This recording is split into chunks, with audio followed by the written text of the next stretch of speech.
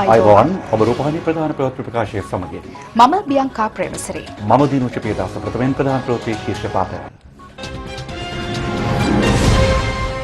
වතුකම්කරුවන්ට විශේෂ සහනාධාරයක් යටතේ තිරිඟු පිටි ලබා දීමේ වැඩපිළිවෙල ආරම්භයි. දකුණු පළාතට පමණක් හෙට විදුලි කප්පාදුවක්. පොදු නීතියක් ස්ථාපනය කිරීමට අඩිතාලම් සැපයීමේ රජයේ උත්සාහය අගය කරන බව විශ්වවිද්‍යාල ආචාර්යවරු පවසති. කාබනික පොහොර සහ දියර පොහොර භාවිතයෙන් ප්‍රදේශ රැසකින් සාර්ථක අස්වැන්නක්. තෙල් එඬරු සහ වැට එඬරු බීජ මගින් ජෛව කාබනික ඩීසල්. බ්‍රිතාන්‍යයේ එලිසබෙත් මහරජිනට කොරෝනා වෛරසය ආසාදනය වෙයි. දකුණු පළාතට පමණක් හෙට පැයක හෝ පැයකමාරක කාලයකට විදුලිය කප්පාදුවක් සිදු විය හැකි බව මහජන උපයෝගීතා කොමිසම පවසනවා. විදුලිය කපා හැරෙන වේලාවන් හෙට දහවල් 12ට පෙර දැනුම් දෙන බවයි කොමිසමේ සභාපති ජනක රත්නායක මහතා කියා සිටියේ. ඊයේ සහ අද විදුලි කප්පාදුවෙන් තොරව කාලය ගත කිරීමට අවස්ථාව ලැබුණා. ඒක හොඳ ප්‍රවණතාවයක්. අපිට උදේ ලැබුණු දත් වලින් අපිට තේරුනේ හෙට දවසේදී පැය 4ක 5ක පමණ විදුලි කප්පාදුවක් සඳහා යෑමට සිදු වෙන බව. ඒ අනුව අපි ඉතා ඉක්මනින් ක්‍රියාකාරී වෙලා සියලුම ආයතන වලට සහ දේශපාලන අධිකාරියට දන්වනු ලැබුවා. ඒ වුණත් ඒ තත්ත්වය දැන් වෙනස් වෙලා තියෙන. ඒකට හේතුව තමයි අපිට අවශ්‍ය තෙල් සංචිත සහ අපිට අවශ්‍ය මුදල් ප්‍රමාණය අද අපි හොයාගන්න හැකි වුණා. ඒ නිසා හෙට විශාල විදුලි කප්පාදුවකට යන්නේ නැතුව අපිට මේ තත්ත්වයෙන් ගොඩ එන්න පුළුවන්. ඒත් දැන් දකුණු පළාතට අපිට පැයක එකහමාරක පමණ විදුලි කප්පාදුවකට යන්න එනවා. ඒකට හේතුව තමයි සමන්ලව, කාසල්දී, මවුසකැලේ වැනි ජලාශවල ජල සංචිත ඉතා ශීඝ්‍රයෙන් පහත බහිනවා. ඒ නිසා ඒ දකුණු පළාතට පමණක් විදුලි කප්පාදුවක් සිදුවීමට හෙට නියමිතව තියෙනවා. ඒ කාල වේලාවන් හෙට අපි 12 වෙනිදා කලින් දන්වනවා. කාබනික පොහොර සහ දියර පොහොර භාවිත කිරීමෙන් වැඩි අස්වැන්නක් ලබා ගැනීමට හැකි වූ බව කුරුවිට ප්‍රාදේශීය ලේකම් කොට්ටාශයේ ගොවීන් පවසනවා.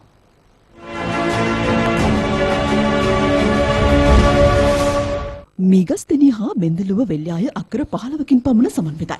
කාබනික වගාවට ප්‍රමුඛත්වය දෙමින් මෙවර වගාව සිදු කර ඇති අතර ඒ සඳහා මාර්ගෝපදේශකත්වයේ සපයා ඇති ජාතික පොහොර ලේකම් කාර්යාලය, ගොවිජන සේවා මධ්‍යස්ථානය හා කෘෂිකර්ම දෙපාර්තමේන්තුව යන ආයතනවලින්. රසායනික පොහොර මැත්තම අපි බලාපොරොත්තු වෙනවට වඩා කාබනික පොහොර හදලා අපි මේ විදිහට කරගෙන යනවා. අපිට මේක කරගෙන යන්න පුළුවන්. කාබනික පොහොර භාවිතය හොඳයි. ඒක අපිට හුරුනැති කමක් තියෙනවා. අන්න ඒක හදාගෙන ඉදිරියට යන්න කියන තමයි කියන්නේ. වෙනදා ප්‍රමාණයම වාගේ අස්වැන්න තියෙනවා. කාබනික පොහොර ගැටලුවක් නැහැ. අස්වැන්න කලින් තිබුණා වගේ අතර වඩා හොඳයි කියලා කියන්න පුළුවන් මේ ගමන. කුඹුර ගැන උනන්දුවෙන් වැඩ කළොත් මේක ප්‍රතිඵල ගන්න පුළුවන් කියලා මම කියනවා. මාවනැල්ල ප්‍රාදේශීය ලේකම් කොට්ටාසයේ සිදු කෙරෙනු වගාවද සාර්ථක වේ තිබෙනවා. කෘමි හා වල්හානි අවම මට්ටමකින් පවතින බවයි ගොවින් පවසන්නේ.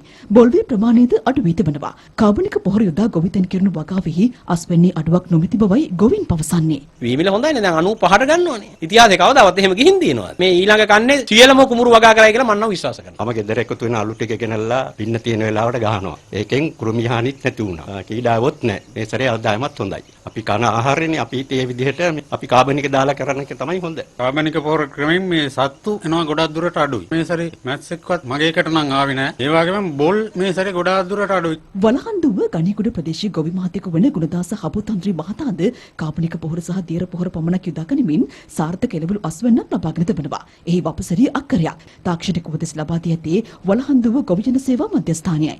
කාබනික පොහොර දාලා වගාව කරනවා කොච්චර ලස්සනද දිය බලන්න. කාබනික පොහොර වලින් මේ වගේ වගාව ලස්සනට හදාගන්න. පස විස නැති ෂෝක් එකට කාලා බිලා ඉන්නේ නැහැ.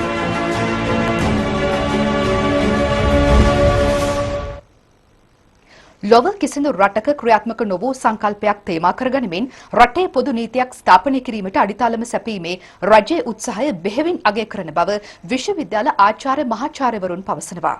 එක රටක් එක නීතියක් සඳහා වූ ජනාධිපති කාර්යසාධක බලකායේ අදහස් ලබා ගැනීම හා එක්වෙමින් ඔවුන් මේ බව කියා සිටියා.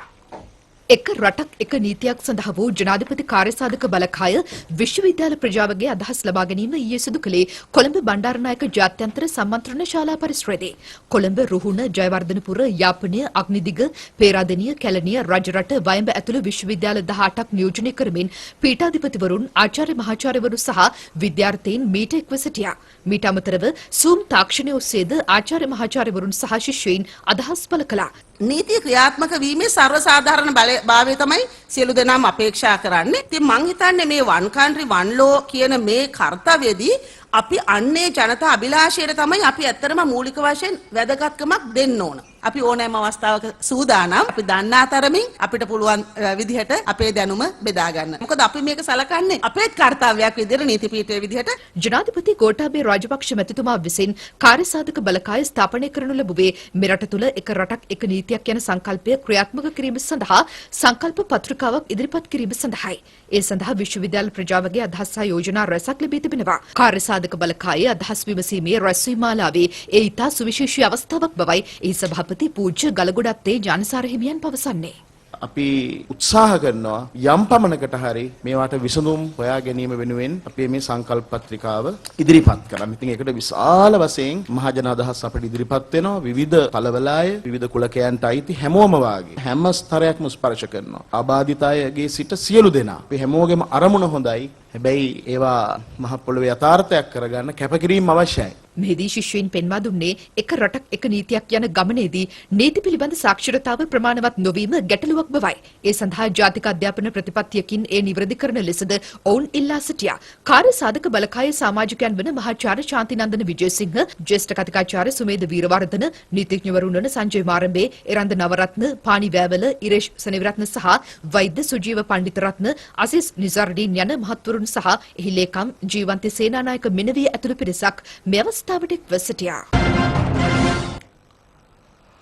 කල්චර් සෞභාග්‍ය සංස්කෘතික ප්‍රසංගය සහ ප්‍රදර්ශනය නිරුක්පකුණු රඟහලේදී ඊයේ පස්වරුවේ පැවැත්වුණා. ඒ ජනාධිපති ගෝඨාභය රාජපක්ෂ මැතිතුමා සහ අග්‍රාමාත්‍ය මහින්ද රාජපක්ෂ මැතිතුමාගේ ප්‍රධානත්වයෙන්.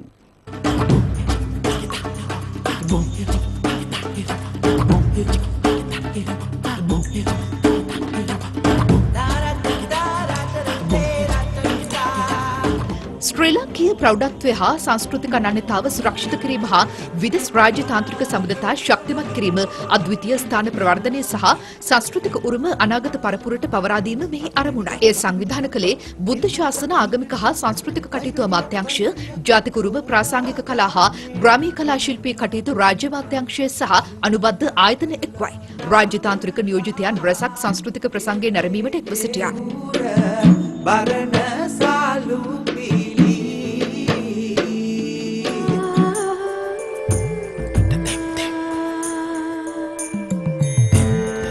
ශ්‍රී ලංකාව දැනට විදේශ රාජ්‍යයන් 48ක් සමග සංස්කෘතික සහයෝගීතා ගිවිසුම අත්සන් කර තිබෙනවා. කතානායක මහින්ද යපා අබේවර්ධන මහතා ඇතුළු පිරිසක් මේ අවස්ථාවට එක් වුණා. වතු කම්කරුවන් සඳහා විශේෂ සහනාධාරයක් යටතේ තිරංගු පිටි කිලෝවක් රුපියල් 80 බැගින් නිල වශයෙන් ලබා දීම අද තලවකැලේ මැද කුඹුරු වතුයායේදී සිදු කෙරුණා. ඒ රාජ්‍ය මාත්‍ය ලසන්ත අලගියවන්න මහතාගේ ප්‍රධානත්වයෙන්. දිවයින පුරා වතුකම්කරු පවුල් 1,15,867කට මෙලෙස සහනාධාර හිමි වෙනවා. මුදල් අමාත්‍යාංශයේ වතු නිවාස සහ ප්‍රජා සංවර්ධන අමාත්‍යාංශයේ වෙළඳ අමාත්‍යාංශයේ සමුපකාර සේවා හා අලෙවිකරණ සංවර්ධන සහ පාරිභෝගික සේවා ආරක්ෂණ රාජ්‍ය අමාත්‍යාංශයේ මෙම වැඩපිළිවෙල ක්‍රියාත්මක කරනවා. පාර්ලිමේන්තු මන්ත්‍රී මරුදු පාණ්ඩි රාමේශ්වරන් මහතා ඇතුළු පිරිසක් මේ අවස්ථාවට එක්ව සිටියා. අපි ඉදිරියේදී විශේෂයෙන් සෑම ප්‍රදේශයකම මේ පිටි වගේම තවත් අත්‍යවශ්‍ය භාණ්ඩ අඩු මිලකට ඔබට ලබා දීම සඳහා සමුපකාර ව්‍යාපාරයත් අත්වල බැඳගෙන අපි යම් වැඩපිළිවෙලක් ක්‍රියාත්මක කිරීමට කටයුතු කරනවා කියන එක විශේෂයෙන්ම සඳහන් කරන්න ඕනේ. අත්ත මිනිසුන්ට ඔක්කොටම ලොකු උදව්වක් අපිට. ලොකු සන්තෝෂ වෙනවා, සුති වෙනවා අපිට. වතුකම්කරුවන් වන අපට රුපියල් 80කට තිරංගු පිටි ලබා දීම ගැන අපි සතුටටපත් වෙනවා. මේක දීපු රජයට ස්තුතිවන්ත වෙනවා. කොවිඩ් රෝගය වැළඳුණු පුද්ගලයන්ට සංකූලතා ඇති වුවහොත් වහාම වෛද්‍ය ප්‍රතිකාර සඳහා යොමු විය යුතු බව සෞඛ්‍යාංශ පවසනවා. රෝගය වැළඳීමෙන් ඇතිවන සංකූලතා අවම කර ගැනීමට බූස්ටර් එන්නත ලබා ගැනීම අත්‍යවශ්‍ය බවයි ඔවුන් පෙන්වා දෙන්නේ. මේ අතර කොවිඩ්-19 රෝගය වැළඳුණු 1231 දෙනෙකු අද මෙරටින් හඳුනා ගන්න බව රජයේ ප්‍රවෘත්ති දෙපාර්තමේන්තුව නිවේදනය කළා.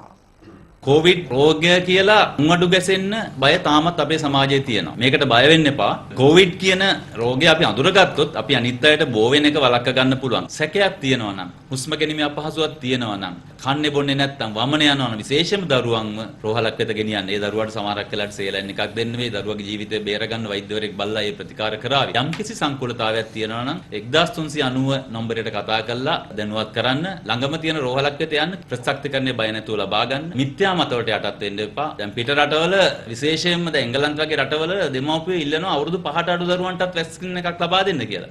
කොවිඩ් ප්‍රතිශක්තිකරණ වැඩසටහනටදී මෙරට ජනතාවට ලබා දී ඇති සමස්ත එන්නත් මාත්‍රා ප්‍රමාණය 3,73,89,300ක්. 1,68,48,116 දෙනෙකුට පළමු මාත්‍රාව ලබා දී තිබෙනවා. මාත්‍රා දෙකම ලබාගත් පිරිස 1,40,79,398ක්. බූස්ටර් මාත්‍රාව 64,62,786 දෙනෙකුට ලබා දී අවසන්. සෞඛ්‍ය සේවා අධ්‍යක්ෂ ජෙනරාල්වරයා ඊයේ සිදු වූ කොවිඩ්-19 පුද්ගල මරණ 25ක් තහවුරු කළා. ඔවුන්ගෙන් 13 දෙනෙකු අවුරුදු 60 සහ ඊට වැඩි වයසල පසු වූවන්. අවුරුදු 30-59 අතර 12 දෙනෙකුද අතර වෙනවා. බ්‍රිතාන්‍යයේ එලිසබෙත් මහරජනට කොරෝනා වෛරසය ආසාදනය වී තිබෙනවා. ඇයට සුළු රෝග ලක්ෂණ පමණක් පෙන්눔 කරන බවයි බකින්හම් මාලිගය නිවේදනය කළේ. ඇය වෛද්‍ය අධීක්ෂණයටදී ඉදිරි දින කිහිපය ගත කරනු ඇති බව බකින්හම් මාලිගය පවසනවා. මහරජන ඉදිරි සතියේ සාමාන්‍ය රාජකාරිවලින් බැහැරව සුළු රාජකාරිවල පමණක් නිරත වීමට නියමිතයි. රජන පසුගිය සතියේ කොරෝනා වෛරසය ආසාදනය වී සිටි චාල්ස් කුමරු හමු වී ඇති අතර ඔහුගෙන් මහරජනට වෛරසය ආසාදනය වන්නට ඇති බවට සැක කරන බවයි වෙදස් මාධ්‍ය වාර්තා පවසන්නේ. බ්‍රිතාන්‍යයේ මහරජන 95 විය පසුවනවා. ලොව වැඩිම කලක් ජීවත් වූ මහරජන ලෙසයි දෙවන එලිසබෙත් මහරජන සැලකෙන්නේ. මේ අතර බ්‍රිතාන්‍ය අග්‍රාමාත්‍ය බොරිස් ජොන්සන් කොරෝනා ආසාදිතයන් සඳහා හඳුන්වා දුන් ස්වයං හුදකලා වීමේ ක්‍රමවේදය එළඹෙන සතියේ සිට ඉවත් කිරීමට අවධානය යොමු කර තිබෙනවා. ඒ අනුව කොරෝනා ආසාදිතයින්ට සාප්පු සංකීර්ණවලට ඇතුළු වීම, පොදු ප්‍රවාහන සේවා භාවිතයට සහ රැකියාවලට අවසර ලබා දෙන පළමු ප්‍රධාන යුරෝපීය රට බවට බ්‍රිතාන්‍ය පත්වනු ඇති. සෞඛ්‍ය විශේෂඥයන් පෙන්වා දෙන්නේ අග්‍රාමාත්‍යවරයාගේ නව ක්‍රියාමාර්ගය අවදානම් සහගත බවයි. ඒ රටින් නව කොරෝනා ආසාදිතයන් 34,000කට අධික පිරිසක් ඊයේ හඳුනාගෙන අතර සිදුව ඇති මරණ සංඛ්‍යාව 128ක්. බ්‍රසීලයේ දෛනික කොරෝනා ආසාදිතින් සහ මරණ ඉහළ යමින් පවතිනවා. ඔමික්‍රෝන් ප්‍රභේදයේ ශීඝ්‍ර ව්‍යාප්තියත් සමග ඉක්ුත් සති කිහිපයේ රටින් කොරෝනා ආසාදිතයන් වාර්තා වීම කැපී පෙනෙන ලෙස වර්ධනය වී තිබෙනවා. බ්‍රසීලයෙන් ලක්ෂයකට අධික නව ආසාදිතයන් පිරිසක් ඊයේ හඳුනා ගැනුණා. මරණ 827ක්ද සිදුව තිබෙනවා. බ්‍රසීලයේ සමස්ත ආසාදිතයින් සංඛ්‍යාව 2,81,67,000කට අධිකයි. ඒ රට කොරෝනා සමස්ත මරණ 6,43,000 ඉක්මවනවා. රුසියාවේද දෛනික කොරෝනා ආසාදිතයින් සහ මරණ ඉහළ අගයක් ගැන තිබෙනවා. අදත් එරටින් නව ආසාදිතයන් 1,70,000කට අධික පිරිසක් හඳුනා ගැනුණා. සිදුව ඇති මරණ සංඛ්‍යාව 745ක්. රුසියාවේ කොරෝනා ආසාදිතයන් 1,53,70,000 ඉක්මවන අතර මරණ 3,45,000කට අධිකයි. දෙනිපිටිය ශ්‍රී ගංගාතිලක මහා විහාරාධිපති පූජ්‍ය මැද්දවත්තේ සෝරත ස්වාමීන් වහන්සේ විමල කීර්ති ශ්‍රී විජිත ගෞරව නාමයෙන් පිදුම් ලබා තිබෙනවා. උන්වහන්සේට දකුණු පළාතේ උප ප්‍රධාන සංඝනායක පදවිය පිරිනැමීමට අදාළව සන්නස්පත්‍ය ප්‍රදාන කිරීමේ අවස්ථාවට අග්‍රාමාත්‍ය මහින්ද රාජපක්ෂ මැතිතුමා ඊයේ සවස එක් වුණා. कोट्टे राजमहा विहारस्थाने पिहिटि कोट्टे श्री कल्याणी सामग्री धर्म महा संघ सभा उपोसथागारेदी सन्नस पत्र प्रदाने පැවැත්වුණා. कोट्टे श्री कल्याणी सामग्री धर्म महा संघ सभाවේ මහානායක श्री ජයවර්ධනපුර විශ්වවිද්‍යාලයේ කුලපති ආචාර්ය පූජ්‍ය ඉත්තපානේ ධම්මාලංකාර ස්වාමින් වහන්සේ විසින් සන්නස් පත්‍රය පූජ්‍ය සෝරත ස්වාමින් වහන්සේ වෙත පිළිගන්වනු ලැබුවා. විජිලිපත පිළිගන්වනු ලැබුවේ කතානායක මහින්දයාපා අබේවර්ධන මහතා විසින්. පූජ්‍ය සෝරත ස්වාමින් වහන්සේට අෂ්ට පරිස්කාර පූජා කළ අග්‍රාමාත්‍යතුමා මහානායක ස්වාමින් වහන්සේට තිලනයක්ද ප්‍රදානය කළා. ජනමාධ්‍ය අමාත්‍ය ඩලස් අල්හපිරුම මහතාද පූජ්‍ය මැදවත්තේ සෝරත ස්වාමින් වහන්සේට අෂ්ට පරිස්කාර පූජා කරනු ලැබුවා. මහා සංඝරත්නය ඇතුළු පිරිසක් මේ අවස්ථාවට එක්ව සිටියා. ජනාධිපති කාර්යාලයේ සේවා කටයුතු වඩාත් කාර්යක්ෂම කිරීමේ අරමුණින් ව්‍යුහාත්මක වෙනස්කම් කිහිපයක් සිදු කරමින් සිටින බව ජනාධිපති මාධ්‍ය අංශය නිවේදනය කරනවා. ජනාධිපති ලේකම් ධූරයට ගාමිණී සෙනරත් මහතා පත්වීමත් සමගයි මෙම වෙනස්කම් සිදු කිරීමට පියවරගෙන ඇත්තේ. ජනාධිපති අරමුදල මහජන සම්බන්ධතා ඒකකයේ ඇතුළු ජනතාවට ඍජුව සේවා සැපයන ඒකකවල තනතුරු සඳහා නව නිලධාරීන් පත් කරනු ලැබ තිබෙනවා. නව ජනාධිපති ලේකම්වරයෙකු පත්වීමත් සමග සිදු කර ඇති පරිපාලනමය වෙනස්කම් සඳහා පුද්ගල නාම යොදා ගනිමින් වැරදි අර්ථකථනයන් දීමට ඇතැම් සමාජ මාධ්‍ය උත්සාහ දරන බව පෙන්වා දෙන ජනාධිපති මාධ්‍යංශය සඳහන් කරන්නේ ඒවා සාවද්‍ය බවයි. ජාතික ජනබලවේගයේ පුතරම් දිස්ත්‍රික්ක සමරුව අද පැවැත්වුණා. ඒ පක්ෂයේ නායක අනුර කුමාර දිසානායක මහතාගේ ප්‍රධානත්වයෙන් සමුළුවට පක්ෂයේ ක්‍රියාකාරීන් ඇතුළු පිරිසක් එක්ව සිටියා. මේ සමානුපාතික ඡන්ද ක්‍රමයේ යටතේ යම් දේශපාලන කඳවුරක් යම් මැතිවරණයකදී ලබා ගන්නා ලද වැඩිම മന്ത്രിවරු සංඛ්‍යාව ලබා ගන්න පසුගියදා මේ ආණ්ඩුව නියෝජනය කරන කණ්ඩායම සමග 2009 මැයි මාසයේ 19 වෙනිදා යුද්ධය අවසන් වෙලා 2010 පවත්වපු මහා මැතිවරණයේදීවත් මෙතරම් විශාල බලයක් අත්පත් කරගන්න සමත් වුණේ නැහැ. අපි දන්නා මේ මැතිවරණ ව්‍යාපාරයේදී ලංකාවේ මෙතෙක් දේශපාලන දිහා නොබලපු කණ්ඩායම් ගෝඨාභය රාජපක්ෂ ජනාධිපතිවරයාගේ ජයග්‍රහණය වෙනුවෙන් මෙදියත්. එයි 2015 සිට 19 දක්වා මේ රට පාලනය කරපු රනිල් මෛත්‍රී හවුල් පාලනය අපේ රට විශාල අනතුරකට විපත්තියකට ගෙන යමින් තිබුණා. ඒ නිසා ජනතාවට එදා ඒ පාලනය ඉක්මනින් පළවා හැර නව පාලනයක් ගොඩනගා ගැනීමේ අවශ්‍යතාවයක් තිබුණා. ඒ අවශ්‍යතාවය තමයි පහුගිය ජනාධිපතිවරයන් සහ මහමැතිවරණට ඉටු වෙන්නේ. තමයි 2015 19 ආණ්ඩුව. අගමැතිවරයා ජනාධිපතිවරයා ගහගන්නවා. ජනාධිපතිවරයාට විරුද්ධව අගමැතිවරයා කතා කරනවා. පාස්කු පාරේ සිද්ධ වුණාට පස්සේ අගමැතිවරයා මාධ්‍ය සාකච්ඡාවක් තියලා කියනවා මට ආරක්ෂක මණ්ඩලයට එන්න කිව්වේ නෑ කියලා. හැබැයි ඊට කලින් කවදාවත් රනිල් වික්‍රමසිංහ කිව්වේ නෑ යාට ආරක්ෂක මණ්ඩලයට එන්න කිව්වේ නෑ කියලා. හැබැයි ප්‍රහාර සිද්ධ වුණාට පස්සේ කියනවා අගමැතිවරයා ජනාධිපතිවරයාට වාඩි වෙන්නේ නේ. ඒකට මූණ බලන්නේ නැති පාලනයක් තිබුණා. ශ්‍රී ලංකා පොදුජන පෙරමුණේ කාන්තා බලමණ්ඩල රැස්වීම මේ දිනවල පැවැත්වෙනවා. ආසන මට්ටමින් පැවැත්වෙන එම රැස්වීම සඳහා විශාල පිරිසක් සහභාගී වන බවයි වාර්තා වන්නේ. පොදුජන පෙරමුණේ කුණ්ඩසාල කාන්තා බලමණ්ඩල රැස්වීමද මැණික්කිණ නගරයේදී ඊයේ පැවැත්වුණා. ඒ අමාත්‍ය කෙහෙලිය රඹුක්වැල්ල මහතාගේ ප්‍රධානත්වයෙන්. ගෝඨාභය රාජපක්ෂ මහත්තයා සතියකට දෙපාරක් තිබ්බ කොමින් වැඩපිළිවෙලේ මම කොටස්කාරයෙක් වෙලා හිටියා. මම මේ සමහයකට සහභාගී වුණා. ඒකට මාධ්‍ය අමාත්‍යවරයා මම දැක්ක දේ තමයි කඩදාසියක් තියාලා බෑනක් තියාගෙන තමන් තනියම බුද්ධිංශලේ වාර්තාරක මේ වැඩපිළිවෙල කොහොමද කරන්න කියලා එදා ඉඳන්ම උපදෙස් දුන්නා පමණක් නෙමේ ලෝක නායකයන්ට පෞද්ගලිකව කතා කරා. ඔහු විශ්වාස කරපු පළවෙනි දේ තමයි මේ වසංගතයට තියෙන එක ප්‍රබල සාධකයක් තමයි එන්නත ලබා දෙන්නේ. ඒක අමාරු රාජකාරිය. විපක්ෂ නායකවරයාගෙන් පටන් ගත්තාම අනේ අපොයි මේ එන්නත ගේන්න බෑ. අපිට සල්ලි නෑ. ජාත්‍යන්තර සම්බන්ධකම් අපිට නෑ. අපි හිටියනම් පැකනෙල් දෙනවා නැත්නම් එර්දමයි සින් දෙනවා. ඒක බලාගෙන ඉඳලා පෙලක් අය කල්පනා කරන්නත් ඇති. අපොයි නේ අපොයි අපේ ආණ්ඩුවට බෑනේ මේක කියලා. මම දන්න පෞද්ගලිකව ගෝඨාභය මහත්මයා ගත්ත උත්සාහය ප්‍රතිඵලයක් තමයි අද අපි තමුන්නාන්සලා මෙහෙම වාඩි වෙලා මේ අභියෝගය ජයගත්තේ. වලපනේ ආසනයේ ශ්‍රී ලංකා පොදුජන පෙරමුණේ කාන්තා බලමණ්ඩල රැස්වීම පැවැත්වුණේ අමාත්‍ය සී.බී. රත්නායක මහතාගේ සහ අමාත්‍ය පවිත්‍රා වන්නිආරච්චි මහත්මියගේ ප්‍රධානත්වයෙන්. මතක තියාගන්න මිත්‍රවරුනි අපි ලෝකෙම බැහැ කියපු බිහිසුම NPT කුරුළු යුද්ධය දිනුවනම් ලෝකෙම අසංග වෙච්ච කොමිට් යුද්ධයේ ජයග්‍රහණයේ එලිපත් නම් අපි අද ඉන්නේ. අපි මේ ආර්ථික යුද්ධය ඉදිරි අවුරුදු තුන තුළ ජයග්‍රහණය කරනවා කියන එක මේ අවස්ථාවේදී මතක් කරගන්න. පොළොන්නරුව ආසනයේ කාන්තා බලමණ්ඩල රැස්වීමද පසුගියදා පැවැත්වුණා. ඒ සඳහා කාන්තාවන් රැසක් එක්ව සිටියා. පානවල් ටික බලන්න හැදුවා. වාරි ක්ෂේත්‍රයේ මම හදනවා. දැවැන්ත යෝජනා ක්‍රම පටන් ගත්තා. වාරි සෞභාග්‍ය හැමතැනම ගෙවල් නිදි වෙනවා. පාසල් නිදි වෙනවා. ජාතික පාසල් 10. නිශ්චල කර තියෙන 373යි. විශ්වවිද්‍යාලවල දරුවන් ඇතුල් කරගැනීම වැඩසටහන මේ වෙනකොට 135කට වැඩි කරලා තියෙනවා. ශ්‍රී ලංකා පොදුජන පෙරමුණේ නාත්තාණ්ඩි ආසනයේ කාන්තා බලමණ්ඩල හමුව ඊයේ පැවැත්වුණා. ඒ පාර්ලිමේන්තු මන්ත්‍රී අශෝක ප්‍රියන්ත උපුල් රාජපක්ෂ යන මහතුරුන්ගේ ප්‍රධානත්වයෙන්.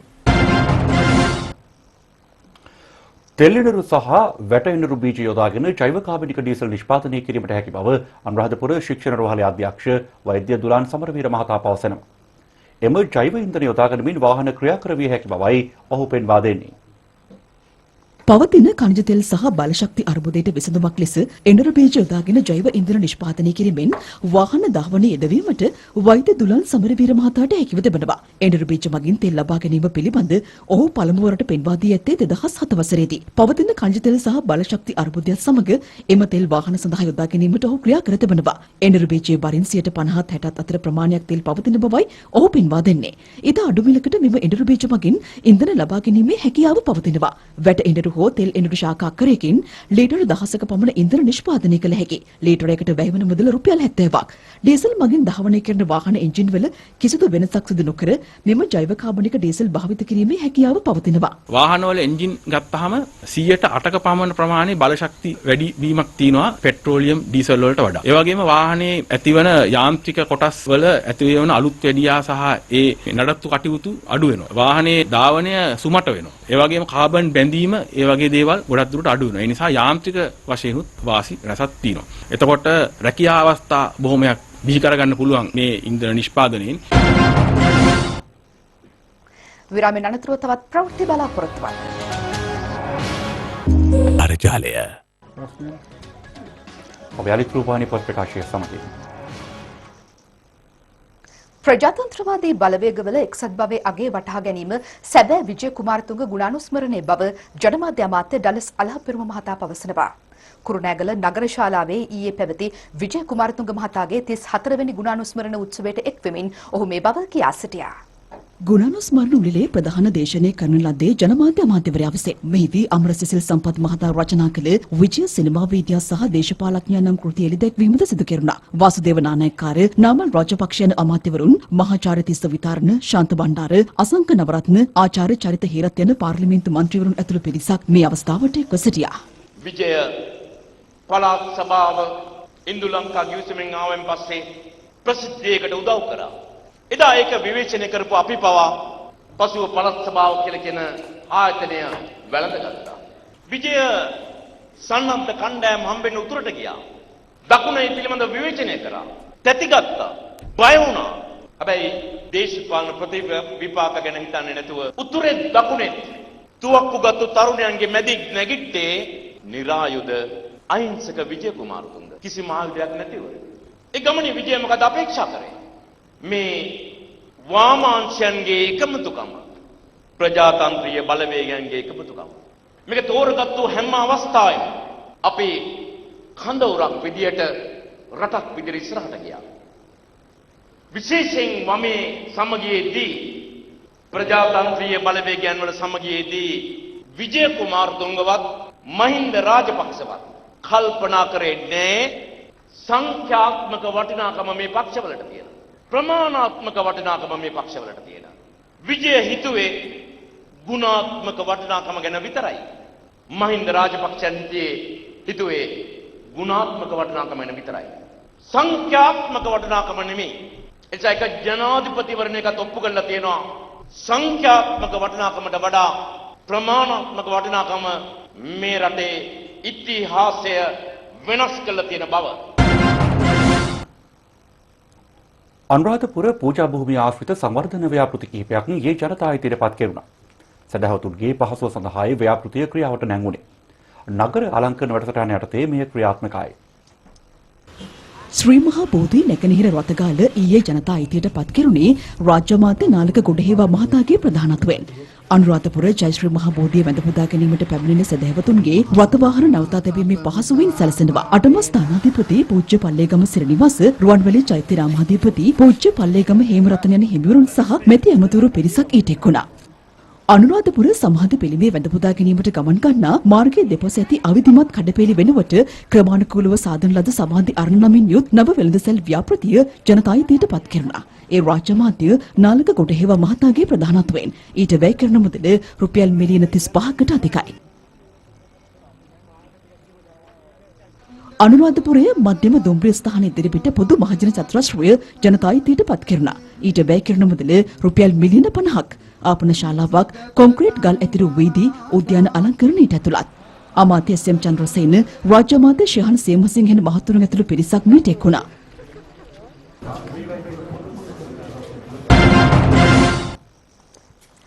අනුරාධපුර ඓතිහාසික පුරාවිද්‍යා භූමියේ පිහිටි අනුලාදේවී සෑයේ කැණීම් අතරතුර පළඟුවකින් ආවරණය වූ 13 වහන්සේ නමක් හමු වී තිබෙනවා.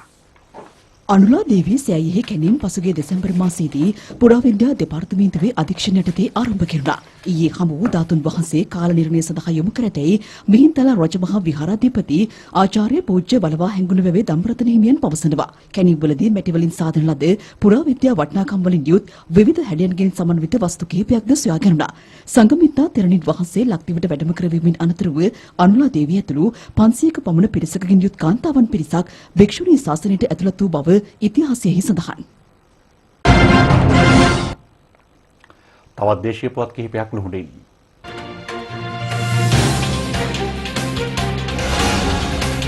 උතුරු පළාතේ කම්කරු ජනතාවගේ සහ එම පළාතේ කම්කරු අමාත්‍යාංශ නිලධාරීන්ගේ ගැටළු සොයා බැලීම සඳහා අමාත්‍ය නිමල් සිරිපාලද සිල්වා මහතා වවුනියාව ප්‍රදේශයේ ඊයේ චාරිකාවක නිරත වුණා.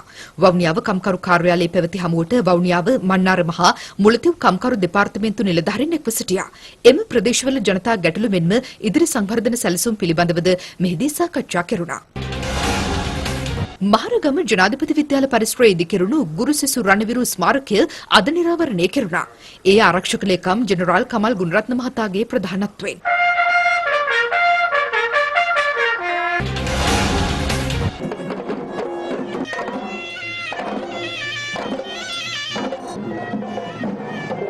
ඓතිහාසික පැල්මඩුල රාජමහා විහාරයේ පෙරහැර මංගල්‍යයේ අවසන් මහා පෙරහැර ඊයේ රාත්‍රියේ වීදි සංචාරය කළා.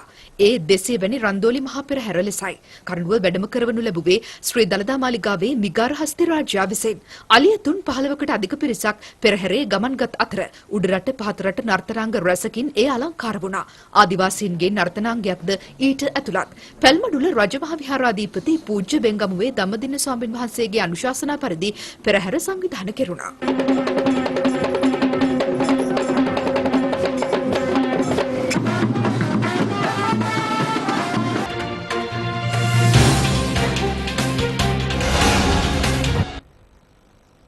දක්ෂිණ ලංකාවේ ප්‍රධාන සංඝනායක ශාස්ත්‍රවේදී පූජ්‍ය ඕමාරොයි හේමාලෝක නායක හිමිපාණන් වහන්සේ ඊයේ අපවත් වුණා. අපවත් වන විට උන්වහන්සේ පසු වූයේ 88 වැනි වියේ. ගැටමාන්න උතුරු විද්‍යාලයේ හිටපු විදුහල්පතිවරයෙකු වූ උන්වහන්සේ ශාසනික හා සමාජීය සේවාවන් රැසක් සිදු කර තිබෙනවා. පූජ්‍ය ඕමාරේ හේමාලෝක නායක මාහිමිපාණන් වහන්සේ ලාල්පේ සුධර්මාරාමාධිපති ලෙසද කටයුතු කළා. මතක වස්ත්‍ර පූජාව හෙට හක්මන පොල්කිරිපිටිය පේමසිරි බෞද්ධ ධර්මායතනයේදී සවස 3ට පැවැත්වීමට නියමිතයි.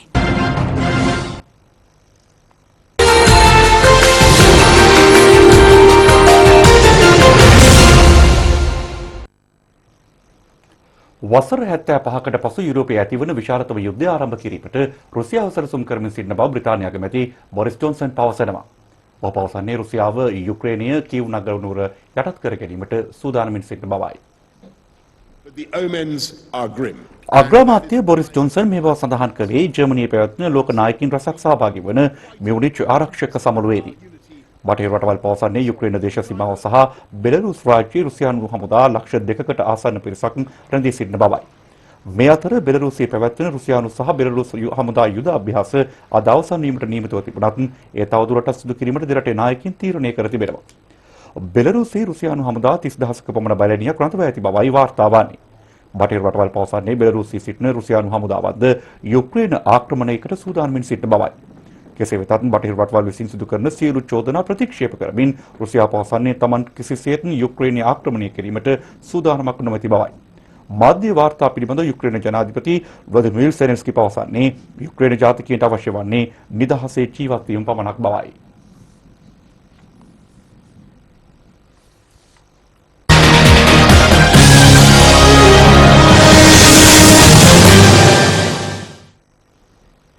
ආස්ට්‍රේලියාව සමග පැවති අවසන් 2020 ක්‍රිකට් තරගය කඩලු 5කින් ජය ගැනීමට ශ්‍රී ලංකාව සමත් වුණා. තරගාවලිය තරග 4ට 1ක් ලෙස ජයගත්තේ ආස්ට්‍රේලියාවයි. අවසන් 2020 ක්‍රිකට් තරගය මෙල්බන් ක්‍රීඩාංගණයේදී පැවැතුණේ. ශ්‍රී ලංකාව වෙනුවෙන් ජනිත් ලියනකී සහ කමිල් මිෂාර අද 2020 ජාත්‍යන්තර වරම් හිමි කරගත්තා. තරගයේ කාසී වාසී දිනු ආස්ට්‍රේලියාව පළමුවෙන් පන්දුවට පහර දීමට තීරණය කළා. ඒ අනුව ආස්ට්‍රේලියාව ඉනිම ආරම්භ කළේ නායක එරන් ෆින්ච් සහ බෙන් මැක්ඩොමන්ඩ්. ආරම්භක කඩුල්ලේ සමතතාව ලකුණු 11ක් වන විට ලකුණු 8ක් ලබා සිටි ෆින්ච් දැවී ගියේ දුෂ්මන්ත ජමීරගේ පන්දුවක් හමුවේ. බෙන් මැක්ඩොමන්ඩ් ලකුණු 3යි.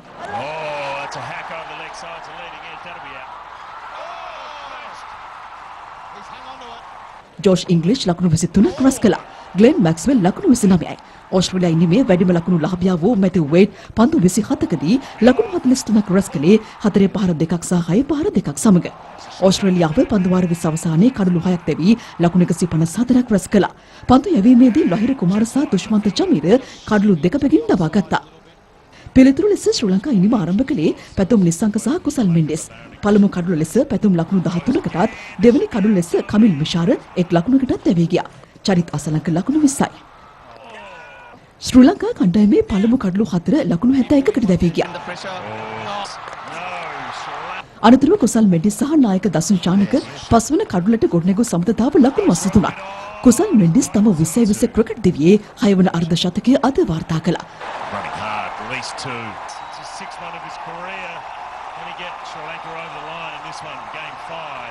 නායක දසුන් ශානක ලකුණු 35කට දැවී ගියේ ශ්‍රී ලංකා ඉනිමේ 5 වන කඩුල ලෙසයි. ශ්‍රී ලංකාව තරගය ජයගත්තේ තරගයේ අවසන් පන්දු වාරයේ 5 වන පන්දුවේදී.